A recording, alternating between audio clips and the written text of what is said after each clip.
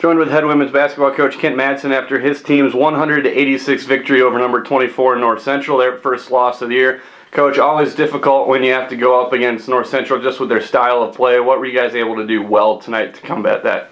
I think I was pleased with when we were handling their press pretty well. We were getting the easy shots that we wanted off of it. I mean, you know sometimes you're going to be changing some twos for threes against their style.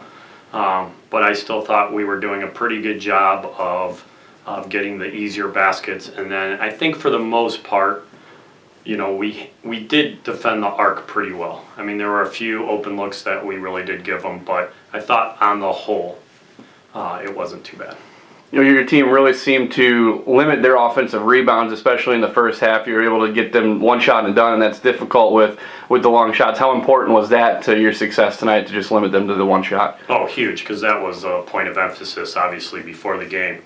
What you're trying to help get your team to do is really yell shot and get your hands ready once you turn around, because there are going to be times for long rebounds or poor angled rebounds. So, I thought we did a really good job, like you said, on that for the most part.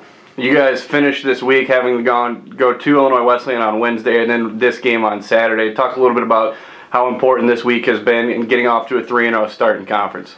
Yeah, I think, obviously getting off to a 3-0 start is important. Plus, 2 of those games were on the road against very good opponents. So, that's your utopia.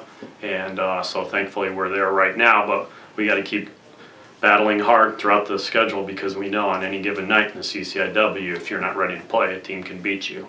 But I'm very pleased with the way we have started off.